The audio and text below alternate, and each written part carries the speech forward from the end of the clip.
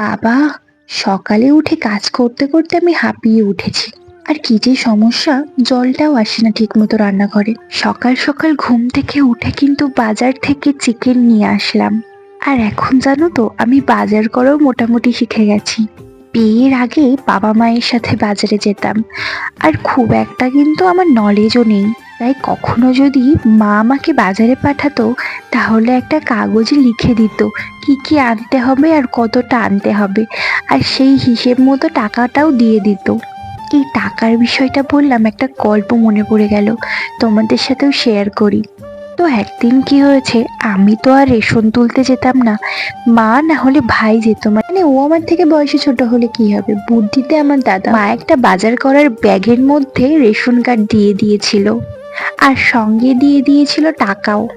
মা যেই টাকা দিয়েছিল, আমি জানতাম না যে ব্যাগের মধ্যে টাকা আছে। তো যথারীতি অনেকটা লাইন পার করার পর আমার রেশন তোলার পালা আসলো। তো যেখান থেকে আটা নিতে হয়, চাল নিতে হয়, সেখান থেকে নেওয়ার পর আমি না ফিরে আসছিলাম, মানে বাড়ির উদ্দেশ্যে যাচ্ছিলাম। তো আমাকে পেছন দিক থেকে কটা কাকু ডাক দিল, এই মনা টাকা দিয়ে যাবি না? তখন আমি অবাক, টাকা মানে? রেশন তুলতে গেলে আবার টাকা লাগে নাকি? আর আমি তো ভীষণ নার্ভাস প্রকৃতির মানুষ, তাই কথাটা শোনার পরেই আমার প্রচন্ড ভয় লেগে গেছিল।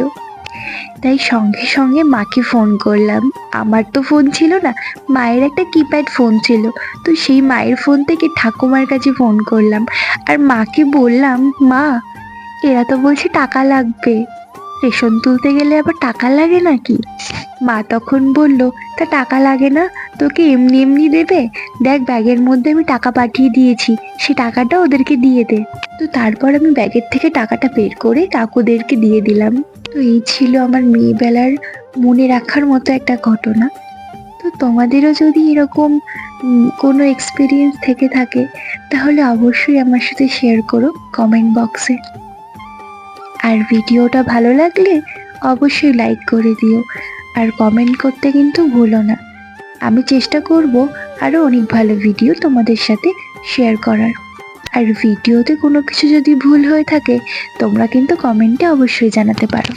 তাহলে পরবর্তী যে ভিডিওটি আমি তোমাদের সাথে শেয়ার করব, সেই ভিডিওতে আমি সেই ভুলগুলোকে শোধরানোর চেষ্টা করব। আর হ্যাঁ, আজকে কিন্তু রোজ ডে। সবাই কিন্তু সবার ভালোবাসার মানুষের কাছ থেকে রোজ নিতে ভুলো না। টাটা।